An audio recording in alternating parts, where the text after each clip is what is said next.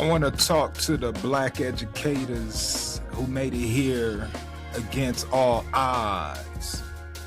Not the folks who had a perfect path. Not the folks who had every door open for them. Not the folks who always knew they belonged in education. I'm talking about the ones who had to fight through doubt, stereotypes, pressure, survival, and systems that were never truly designed for us to win. Because a lot of us didn't grow up hearing possibility first. We heard statistics, we heard predictions, we heard all the things we were not supposed to become before people ever took the time to learn who we really were. And let's keep it real. For a lot of us as black students, schools has always had two settings. Either they try to flunk us because of our culture, or they tolerate us as long as we are willing to trade our authenticity for acceptance. Be educated, but don't be too black. Be successful, but don't make folks uncomfortable. Be professional, but don't sound too much like where you from. And that pressure starts early. For me, I didn't grow up feeling like being a teacher was something I could become. I didn't see enough mirrors in the classroom. I didn't always see black men standing at the front of the room as examples of intellectual power, possibility, and purpose.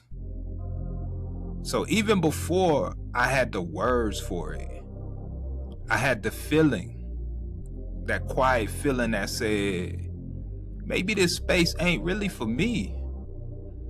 And that is what a lack of representation does. It doesn't just affect what students see. It affects what students believe they are allowed to imagine.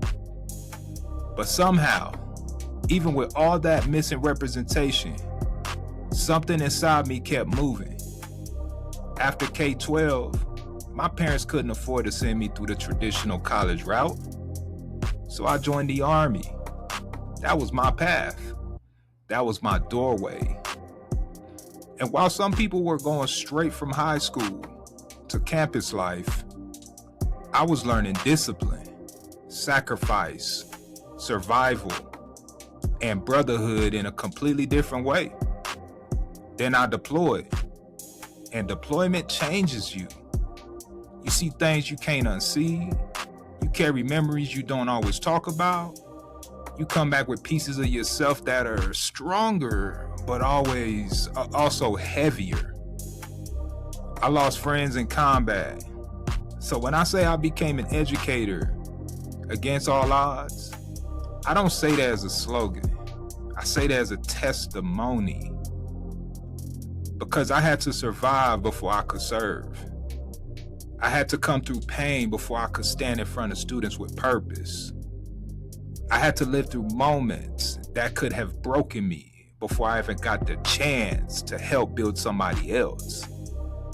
And then after the military, when I finally started college, I thought maybe the hard part was behind me. But college brought a different kind of battle. Now I was sitting in a classroom where I was usually the only black man in the room. That kind of isolation will mess with you because it ain't always loud. Sometimes it is quiet. Sometimes it is sitting in the class wondering if people see your brilliance or if they see your blackness. Sometimes it is having to prove you belong before you even get a chance to learn. That is cultural deprivation. It is being surrounded by knowledge but disconnected from culture. It is being trained in education while rarely seeing your community honored in the curriculum.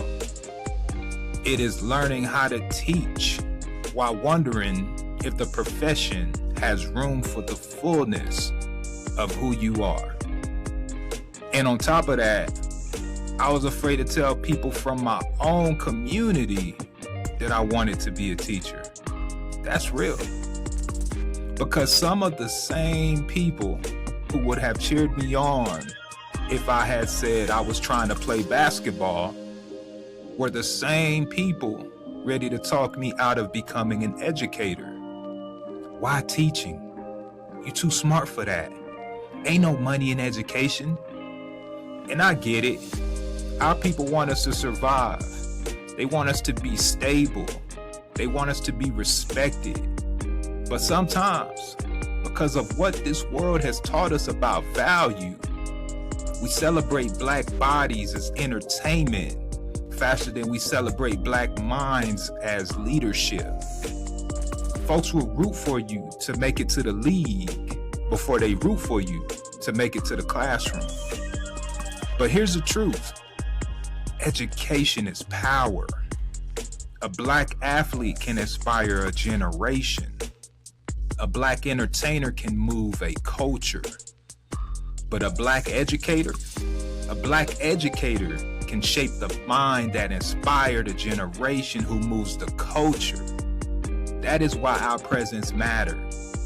Because when we step into classrooms, we are not just delivering standards. We are interrupting a narrative. We are living proof that excellence belongs to us. Leadership belongs to us. Scholarship belongs to us. Discipline, creativity, excellence, humor, wisdom, and cultural power belongs to us. And then when I finally got my own classroom, the pressure did not stop. It just changed clothes. Now the pressure became assimilate, fit the mold, tone it down, say it this way, teach it that way, be relatable but not too cool, build relationships but don't get too real, bring culture into the room but only the parts that make everybody comfortable. And let's be honest, a lot of what people call professionalism is really just colorblind way of saying be less black, talk different, dress safer, move smaller, don't bring too much rhythm, don't bring too much flavor, don't bring too much truth. But how am I supposed to teach students confidence while hiding myself? How am I supposed to tell young people to be proud of who they are while I'm shrinking every part of me that made me who I am? Nah, I couldn't do that because my students didn't need a watered down version of me. They needed the real me. They needed the version of me that understand they slang and they silence. The version of me that could hear frustration and still search for brilliance. The version of me that could see past behavior and recognize pain. The version of me that knew culture was not a problem to manage but power to cultivate. That is what black educators bring into the school. We bring more than lesson plans. We bring lived experiences. We bring rhythm. We bring discernment. We bring humor. We bring correction with love. We bring high expectation with cultural understanding. We bring the ability to look at a student the world already counted out and say, nah, I see something in you. And that matters because for some students, we are the first black teacher they ever had. The first educator who pronounced their name right. The first educator who didn't confuse confidence with disrespect. The first educator who understood that anger might be grief wearing a hoodie. The first educator who made school feel like a place where they could breathe. So no, we are not just teachers. We are evidence. Evidence that we survived systems that were not built with us in mind. Evidence that we can be educated without being erased.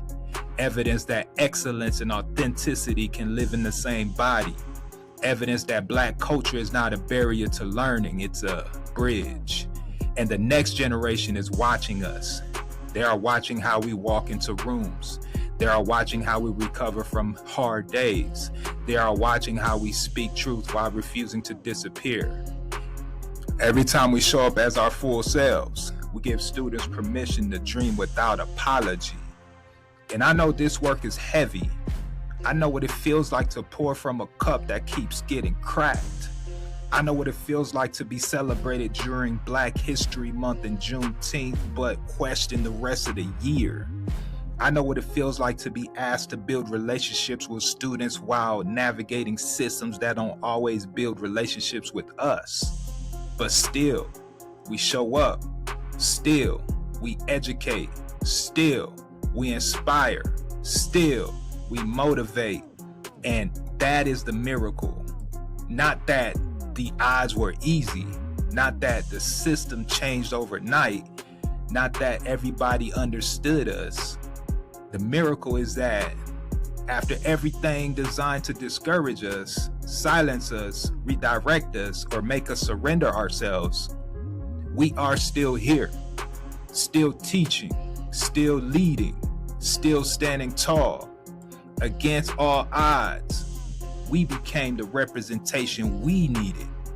Against all odds, we became the educators we once hoped would walk into our classrooms.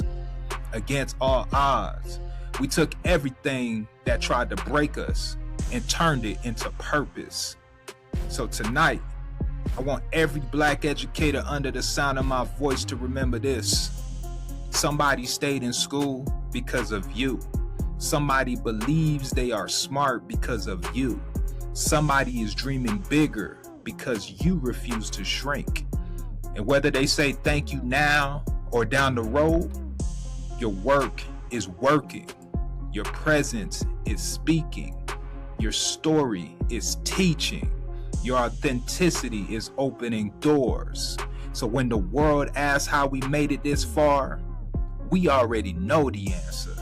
By faith, by fight, by culture, by community, by purpose, by refusing to become less than who we are. The odds were against us, but look at us anyways. We are still here. Against all odds, we still educate.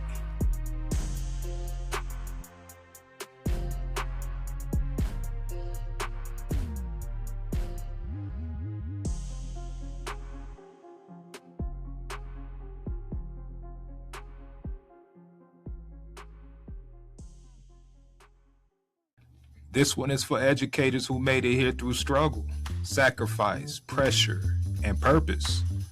In this powerful motivational speech, I talk about what it means to be a Black educator navigating systems that were never built with us in mind, and why our authenticity, culture, and presence still matter in the classroom today. If you ever felt overlooked, isolated, underestimated, or pressured to tone it down in education, this message is for you. Comment below. What obstacles did you overcome to become an educator? And what keeps you going today? As always, don't forget to hit the like. If this message spoke to you, turn on the notifications so you never miss new videos. Also, subscribe for real conversation, motivation, comedy, classroom culture, and teacher life content. Check out the Ben Marketplace for teacher lifestyle streetwear made for educators who keep it real. Visit the Ben blog for professional development resources, classroom management tools, motivation, and culturally grounded support for educators. Because at Ben, we believe you should never have to lose your voice to become effective. Peace.